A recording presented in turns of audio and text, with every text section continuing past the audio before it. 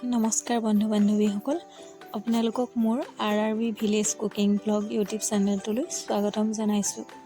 আজি মই আপোনালোকৰ বাবে লোকেল মুৰ্গী আৰু ৰঙালাওৰ এটা ৰেচিপি লৈ আহিছোঁ। বলকচোন চাওঁ মই কেনেদৰে বনালোঁ।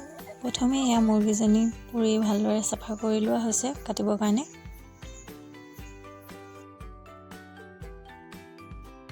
ভালকৈ চাফা কৰি লোৱা হোৱাৰ পাছত মাংসখিনি এতিয়া এটা ধুনীয়া সাইজত কাটি লোৱা হৈছে।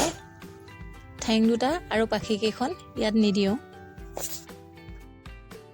মাংসখিনি কাটি হোৱাৰ পাছত এতিয়া মই ইয়াত পিঁয়াজ, আদা, নহৰু, হালধি, মিঠাতেল অকণমান দি মাংসখিনি ভালদৰে মেৰিনেট। যিহেতু মাংসখিনি ৰঙালাওৰ লগত বনাম, তাৰ কাৰণে এতিয়া এটা সৰু সাইজৰ ৰঙালাও কাটি ল'ম। কেৰাহীখন গৰম হোৱাৰ পাছত ইয়াত এতিয়া মিঠাতেল দি ল'ম। বৰ বেছিকৈ নিদিওঁ, মই কম পৰিমাণে মিঠাতেল দি বনাম।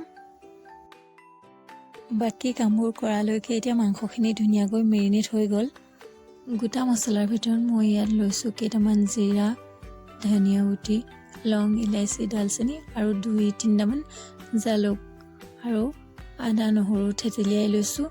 2 কিলোমান তেজপাত আৰু সৰু সাইজৰ 3টামান পিঁয়াজ কাটি লৈছোঁ।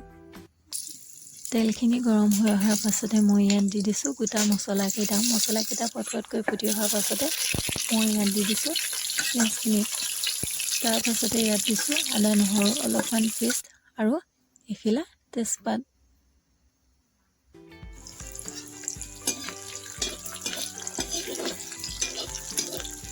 এক মিনিটমান সময় পিঁয়াজখিনি ভজাৰ পাছত মই এতিয়া ইয়াত দিম অলপমান ৰেড চিলি। এতিয়া মই ইয়াত দিম মাংসখিনি।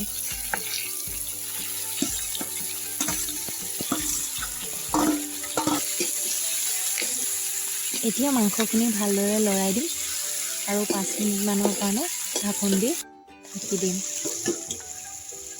এতিয়া লাহেকৈ মাংসখিনি তেল ওলাবলৈ আৰম্ভ কৰিছে। এতিয়া মই ইয়াত দি দিম সোৱাদ অনুসৰি নিমখ আৰু হালধি দি আকৌ 5 মিনিটমানৰ কাৰণে ঢাকি দিম।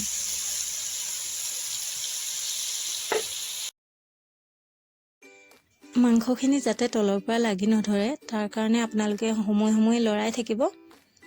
এয়া দেখিছেনে মাংসখিনি এতিয়া কিমান ধুনীয়াকৈ তেল ওলাই আহিছে। 1-2 মিনিটমান এতিয়া মই এনেকৈ লৰাই ভাজি ল'ম।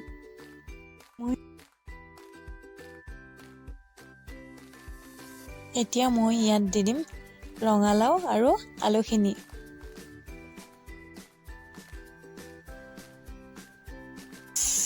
ৰঙালাও আৰু আলুখিনি দিয়াৰ পিছত এতিয়া মই আকৌ এবাৰ ভালদৰে লৰাই দিম। লৰাই আকৌ 5 মিনিটৰ কাৰণে ঢাকি দিম।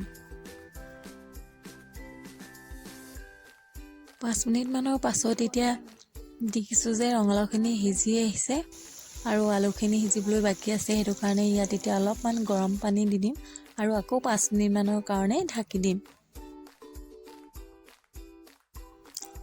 এতিয়া ধুনীয়াকৈ উতল আহি গ'ল আৰু আলুখিনিও সিজি গ'ল।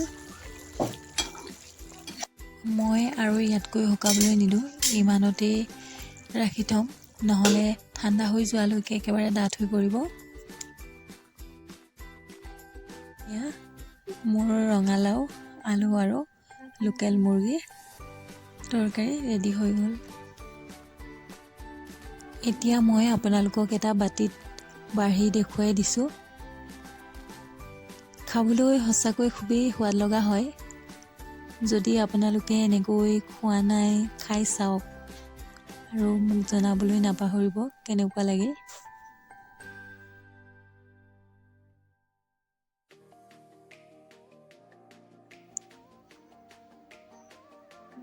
ভিডিঅ'টো ইমানলৈকে চোৱাৰ বাবে সকলোকে অশেষ ধন্যবাদ।